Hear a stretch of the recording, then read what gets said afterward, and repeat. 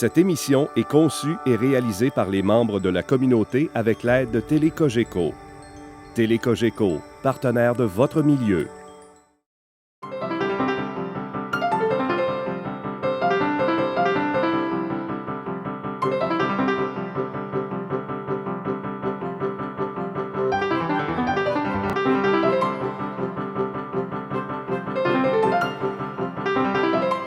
Bienvenue à cette toute première chronique de la Biblio-vous-livre de l'année 2014. Alors, j'imagine que, comme tout le monde, en ce début d'année, vous avez pris des résolutions. Je vous souhaite d'être capable de les réaliser vous-même. Alors moi, la mienne, c'est de vraiment continuer de bien vous informer sur tout ce qui se passe à votre bibliothèque à partir de notre petit 30 minutes qui nous est alloué à chaque mois. Il n'y aura pas de changement majeur pour cette saison. On garde à peu près la même formule.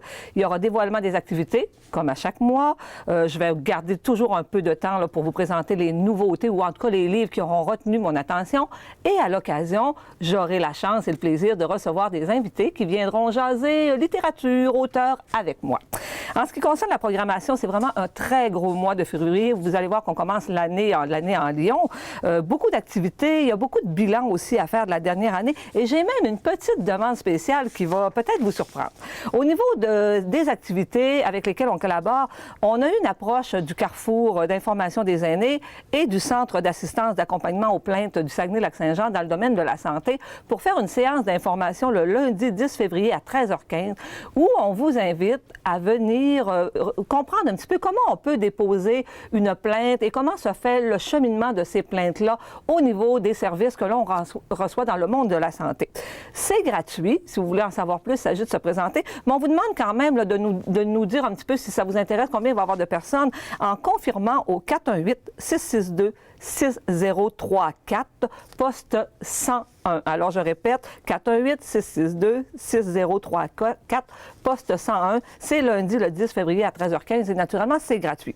Autre petite conférence gratuite, cette fois-ci, qui est offerte par le Centre de formation professionnelle d'Alma, ça concerne la reconnaissance des acquis. C'est quoi la reconnaissance des acquis? C'est d'être capable de faire reconnaître vos compétences, vos connaissances générales, le bénévolat que vous faites, vos implications, vos expériences de vie, vos expériences professionnelles, et ça dans le but, justement, que ça soit crédité si jamais vous retournez à l'école ou en tout cas si jamais vous avez un emploi, qu'on soit capable de vous expliquer un petit peu comment vous pouvez faire reconnaître ça. Et ça c'est gratuit encore une fois, c'est le mercredi 12 février à 19h30 à la salle d'animation de la bibliothèque.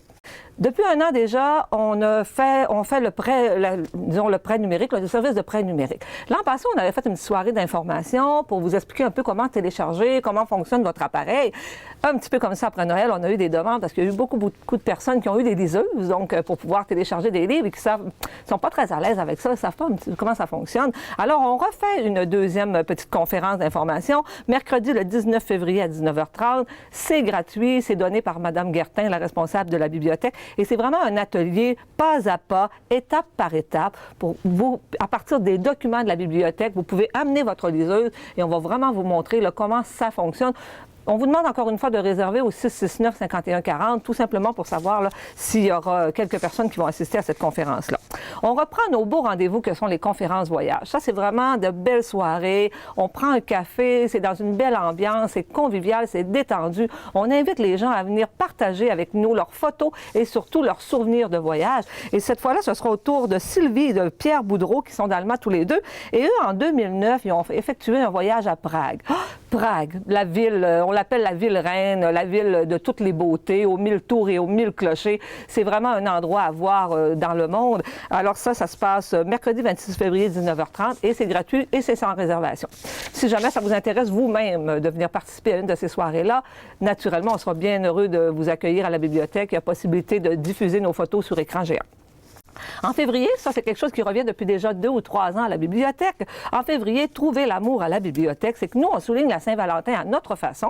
C'est qu'on demande au public de déclarer votre amour pour les livres. C'est de nous dire quel livre vous a le plus marqué au courant des dernières ou de la dernière année. Et nous, qu'est-ce qu'on va faire? On parle de romans, ça peut être documentaire, livre de recettes. On appose un petit autocollant en forme de cœur qui est marqué « Livre coup de cœur ». Et ça va permettre aux gens, quand ils vont revenir eux-mêmes, quand ils vont trouver un document de ce sens, qui aura une petite étiquette c'est de voir que c'est un livre qui a été bien apprécié d'un lecteur. Donc ça, ces livres-là vont être présentés dans un petit présentoir spécial tout au courant du mois de février. Cours d'anglais de voyage, c'est une session qu'on a mis sur pied de 10 cours de 2 heures chacun, les lundis soirs de 19h à 21h, du 17 février au 28 avril. Donc, c'est tous les lundis soirs. Et c'est vraiment, ça s'adresse aux débutants. C'est pour vous aider à bien vous débrouiller avec vraiment le vocabulaire de base lorsqu'on fait un voyage. On va aborder de quelle façon commander au restaurant, demander son itinéraire, son chemin, réserver une chambre d'hôtel, à l'aéroport et aux douanes, comment parler et tout ça, etc. Donc, à chaque soir, il y aura un thème particulier. C'est limité à 8, 10, 12 personnes par cours. On vous demande de réserver. C'est payable sur inscription et c'est 120 $ pour la session pour une durée de 20 heures de cours. Et c'est là que je vous disais tout à l'heure qu'on avait des petites demandes spéciales. Celle-là est très, très particulière. Je vais vous demander, messieurs, mesdames, peut-être que ce n'est pas la période où vous le feriez habituellement, mais je vais vous demander d'ouvrir vos garde-robes et de faire le ménage de vos garde-robes. On a besoin de récolter 300 chemises usagées. Je vous dis un petit peu pourquoi. En juin, Ville d'Alma sera la ville hôtesse de ce qu'on appelle le colloque annuel de l'organisme Les Arts et la Ville. On va recevoir à peu près 300 participants, des gens du milieu des arts, des affaires, des élus de diverses municipalités qui vont venir passer 3 ou 4 jours chez nous. Et à l'accueil, on voudrait leur remettre un petit sac. Ce sac-là est confectionné par Mme Sophie Villeneuve de la boutique So et c'est confectionné à partir de chemises usagées. C'est très mignon, c'est très joli. Et à ce moment-là, on a besoin, comme je vous dis, de 300 chemises. À date, on en a à peu près 75 de ramassées. On vous demande de les laver, de les amener propres. Chemises à manches courtes, chemises à manches longues, pour hommes, pour femmes. Ce qui est important, c'est qu'elles n'aient pas de taches apparentes et aussi que ce ne soit pas un tissu trop vaporeux, trop transparent ou encore trop froissant. Alors, c'est un don. On vous demande votre collaboration. On reprend encore une fois les cours d'informatique avec Windows 7, avec M. Sylvain, qui est la compagnie Formantique. C'est encore des demandes qu'on a eues, fait qu'on a ajouté des groupes et ces groupes-là vont commencer le 4 mars jusqu'au 9 avril. C'est 6 cours d'une durée d'1h30. Cette fois-là, on n'apporte pas le niveau débutant parce qu'on n'a pas eu de demande, mais il y aura un niveau intermédiaire et un niveau avancé. Pour information, vous vous présentez à la bibliothèque ou encore vous téléphonez et c'est au coût de 90 $ pour la session. On avait fait une expérience l'automne passé. C'était une demande qu'on avait eue. Les mamans les papas qui sont à la maison avec les enfants voulaient avoir des petites activités d'animation avec les enfants le matin. Alors, on avait commencé, on l'avait fait une fois par mois à 2 reprises et ça avait eu beaucoup de succès. Puis, c'était très agréable de pouvoir faire des petites animations en famille. Alors, on a décidé de réitérer cette expérience. On va avoir 2 animations qui s'appellent les petits matins animés, donc 2 fois par mois. Les rendez-vous ce mois-ci, mercredi 12 février, 10h45. Ça dure à peu près une demi-heure, 3 quarts d'heure. Et le mercredi 26 février à 10h45, des histoires différentes à chaque fois. C'est gratuit pour la famille. On redémarre encore une fois une nouvelle saison des animations de la lecture qui sera du 22 février au 10 mai. Je vous rappelle 2 programmes, heure de compte pour les 4 à 8. Petite souris de bibliothèque pour les 2 ans et demi à 3 ans et plus. 2 samedis par mois, des activités de 45 à 50 minutes. Il reste quelques places, dont les petites souris de bibliothèque dans le groupe de 9h15 et pour l'heure de compte dans le groupe de 11h et de 1h l'après-midi. C'est 30 $ pour les abonnés, 35 $ pour les non-abonnés. On remet aussi en fonction les après-midi tricot où on vous invite à venir tricoter, apprendre à tricoter dans une belle ambiance. Ça se passe au rez-de-chaussée de la bibliothèque. C'est le dimanche 16 février de 13h30 à 15h30. On vous demande d'apporter vos aiguilles et votre laine. Et il y aura deux fées tricoteuses sur place qui vont pouvoir soit vous donner des conseils, soit vous aider à vous débrouiller si vous êtes rendu dans une étape un peu difficile de votre tricot, ou encore vous initier, vous montrer la base des mailles du tricot à ce moment-là. En exposition jusqu'au 4 mars, Territoire, paysage et collectivité en mutation. C'est l'exposition qui avait été préparée par la Société d'histoire dans le cadre du 175e anniversaire. Donc, ce sont 15 bannières de grand format. C'est à voir au rez-de-chaussée de la bibliothèque. Et il y aura lancement, vendredi le 21 à 19h30, au lancement du livre Alger Montréal, Le vent de l'aube, qui est publié, deux auteurs, par Céline Larouche et Abdelmajid Adour. Et c'est un roman qui aborde le thème du financement du terrorisme international au Canada. Juste en terminant, je voudrais juste vous dire, parce que là, l'émission va passer, la prochaine va arriver juste au début mars, juste vous donner un avant-goût de ce qui va se passer dans la semaine de relâche. Vous savez qu'à chaque année, on fait beaucoup d'activités, le plus possible pour la famille. Alors, à surveiller, vous le trouverez dans notre dépliant de mars et sur tout le site Internet, également dans le journal Le Lac-Saint-Jean. On va avoir un rendez-vous pour jeunes filles seulement, Deviens la princesse, des ateliers de massage par enfant. Il y aura un atelier sur la zoologie, un atelier sur la conception d'un engin spatial et on va terminer la semaine en beauté en vous offrant un petit cadeau, une activité cabane à sucre qui va se dérouler à l'extérieur. Il y aura des musiciens, il y aura des clowns probablement. On va faire de la tire sur la neige et ce sera possible de déguster chocolat chaud, café et petite tisane. Je vous avais dit tout à l'heure qu'à l'occasion, je recevrai des invités. Alors, je commence l'année justement en recevant Mme Reine Laforge qui a bien voulu gentiment venir jaser avec nous de livres.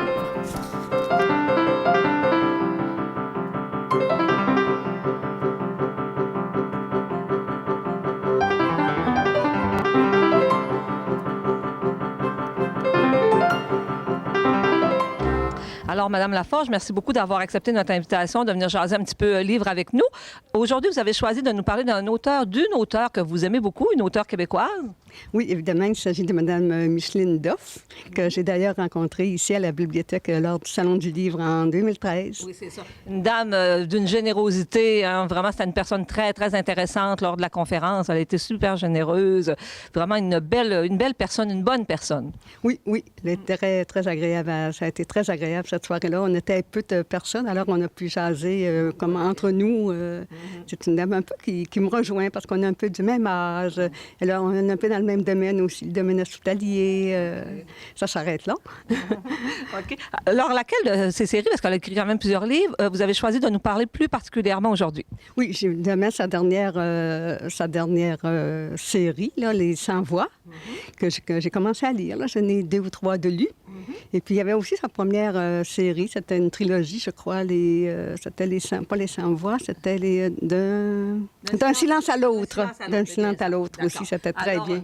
Pour les 100 voix, on sait qu'il y a 3 tomes en ce moment. Qu'est-ce que ça raconte? Ça raconte vraiment qu'est-ce qu'on vit. C'est la réalité romancée. Ça va nous parler de l'homosexualité, ça nous parle des enfants handicapés, ça nous parle, mon Dieu, de quoi d'autre? C'est vraiment là, le travail des travailleurs sociaux dans les hôpitaux, les CLSC, c'est vraiment la réalité. Même quand elle est allée un cri vers toi, ça se passe même dans une prison. Oui, c'est ça. Elle a donné des cours de piano à un jeune qui a été, mon Dieu, incarcéré à la vie, je pense. Il avait 18 ans à ce moment-là. C'était pour un meurtre, effectivement, oui. Il avait 18 ans à ce moment-là, oui. Okay. Si on revient pour les 100 voix, à ce moment-là, il y a 3 tomes. Est-ce que chaque tome traite d'un sujet spécifique là, dans les thèmes que vous nous avez présentés? Oui, c'est vraiment un thème spécifique à chaque... C'est pas une suite. On peut commencer par le tome 3, qui n'a aucun problème. D'accord. On ne retrouve pas les mêmes personnages. Ce sont vraiment 3 livres indépendants les uns des autres. Là. Complètement. D'accord. Complètement. Okay. Okay. Si on prend le premier, pouvez-vous vous rappeler un petit peu le thème, puis qu'est-ce que ça racontait? Le premier, c'était... mon Dieu... Si on allait plus dans une place au soleil, par exemple, ça racontait vraiment l'histoire de l'homosexualité. Okay. Un jeune homme qui a beaucoup de difficultés à s'affirmer, à faire son coming out, là. Puis il travaille dans le milieu hospitalier, justement, il est infirmier. Puis, et tandis qu'un autre, c'est le travail social, la vie d'une travailleuse sociale qui elle-même a un enfant handicapé. OK, d'accord. Toutes les difficultés qu'elle rencontre face à leurs demandes, ils sont sans voix, hein? Ils ne sont pas écoutés. Il faut donner la place aux gens là, de notre société qui sont souvent laissés pour compte, laissés de côté et tout ça. D'accord. Donc, c'est très contemporain, c'est très moderne? Très moderne. Oui, comme vous dites, c'est très... toujours contemporain, comme vous dites ça, oui. Oui, exactement. Puis c'est vraiment une réalité. D'accord. Pour avoir travaillé dans le milieu hospitalier... Vous êtes retrouvée là-dedans? Je me suis vraiment retrouvée. Oui. C'est vrai qu'il y a des services, mais on n'est pas toujours entendu. Et puis, oui. Non, c'est très bien. C'est ça. Vous êtes une grande lectrice. On vous voit régulièrement à la bibliothèque. Donc, vous empruntez quand même beaucoup de livres dans une année? Oh oui. Je n'ai jamais fait le décompte, mais oui, je lis beaucoup. Je lis beaucoup. Oui. Puis, un genre en particulier ou vous lisez de tout? Je lis de tout, mais j'aime beaucoup les romans, comme celui de Mme Doff, qui parle de la réalité, mais romancé, évidemment. J'aime ça beaucoup. Donc, les sagas historiques, donc vous aimez beaucoup à ce moment-là, vous devez lire beaucoup les auteurs québécois. Beaucoup. D'accord. Oui. Ce que j'aime moins, c'est les affaires qui parlent de guerre dans les années 1800. J'aime moins les choses plus anciennes. D'accord. Mais j'aime beaucoup ce qui se fait au Québec. Les biographies aussi. D'accord. Toutes les biographies, Ah oui, les romans, les récits historiques. Oui. Si vous aviez, là, vite comme ça, si je vous demandais vos 3 auteurs préférés québécois, qu'est-ce que vous me diriez? À part Madame Doff, mon Dieu, qu'est-ce que... Vous me prenez de court un petit peu. Voyons, j'en connais trop pourtant. Hein? Francine Ruel, que j'ai rencontrée ici aussi, d'ailleurs. Avec sa trilogie sur la petite maison jaune, qui était vraiment magnifique. Oui, là. oui. Ensuite, c'est sûr que j'aime beaucoup Guy Corneau aussi, qui est psychologue, parce que j'adore les livres de psychologie aussi. Mon Dieu, j'ai oublié les noms, là, mais j'ai lu beaucoup d'auteurs québécois. Est-ce que vous savez à peu près combien de livres vous pouvez lire dans une année, approximativement? Ou, Regarde, j'en prends environ, à chaque fois que je viens, j'en apporte 4 ou 5. Puis c'est dans un mois. Et dans un mois. Ça veut Dans dire un mois. On peut parler facilement de plus de 50, 60 romans dans une année à ce moment-là. D'accord. Est-ce que vous lisez autre chose ou plus particulièrement des romans? Je préfère les romans. Oui. Ensuite, en deuxième, ça serait les biographies. D'accord. Madame Laforge, je vous remercie beaucoup. Puis peut-être un prochain rendez-vous? Merci. Ça me fait plaisir.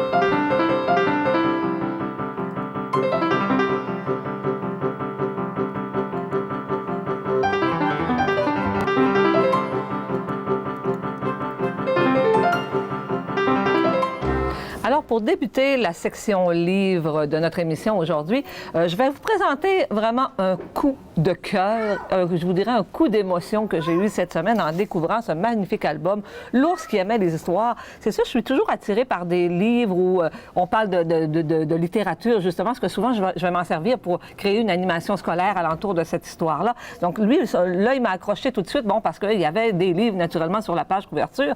Et je l'ai feuilleté comme ça, tout bonnement, et je me suis laissée emportée par cette magnifique histoire qui est faite par Dennis Hasley et Jim Lamarche.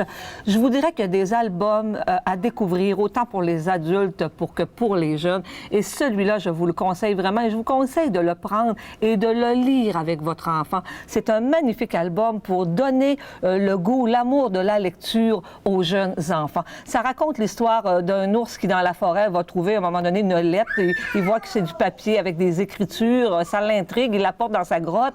Un peu plus tard, il va tout près d'un chalet qui est habité par une femme qui, tous les jours, s'assoit dehors et elle lit. Et ça aussi, ça l'intrigue beaucoup de voir qu'est-ce que cette femme, qu'est-ce qu'elle a dans les mains et tout ça. Et jour après jour, il se crée un lien entre les deux personnages. L'ours va finir par s'approcher. Elle a conscience qu'il est là. Et un jour, elle va l'inviter tout bonnement à venir écouter son histoire. Naturellement, il ne comprend pas les mots, mais il réagit aux intonations, au son de la voix de la dame, au rire qu'elle fait. Il sait quand c'est émouvant, il sait quand ce sont des passages très, très drôles. C'est fait dans des couleurs automnales au niveau de l'illustration. Et c'est vraiment un livre qui est empreint de poésie. C'est vraiment magnifique. Je vais vous avouer que j'ai été très, très émue à la fin de ce livre-là. Pourtant, c'est pas une fin qui est triste, mais émue par toute la beauté de ce texte et la beauté des images. Alors, je vous invite à le prendre vraiment en note et, si ça vous adonne, à mettre la main sur ce petit joyau de la littérature qui est classé dans les albums jeunesse, mais encore une fois que je vous dis, même si vous êtes un adulte, pas d'enfant, empruntez-la simplement pour le plaisir de lire quelque chose de magnifique, quelque chose qui nous émeut vraiment au plus profond de l'âme. Consultation sur place. Celui-là, le titre de ce livre-là, j'ai essayé, bon, c'est le Saguenay-Lac-Saint-Jean, notre histoire en images. Ça a été fait, comme vous comprenez, dans le cadre du 175e anniversaire de la région, en collaboration avec l'équipe du 175e et la Société d'histoire du Saguenay. Et c'est un livre, un recueil de photos très, très anciennes, couleur sépia, comme vous voyez ici, de vraiment, de tout ce qui s'est passé depuis qu'on a colonisé le Saguenay-Lac-Saint-Jean. De très belles photos, ça se feuillette bien. Et ça, pour être bien certain que vous puissiez le consulter sur place, on a acquis 2 exemplaires. Un disponible pour le prêt qui est déjà sorti en ce moment. Et il y en aura toujours un qui sera disponible sur place pour que vous ayez l'occasion de pouvoir le feuilleter sans pouvoir l'emprunter, mais au moins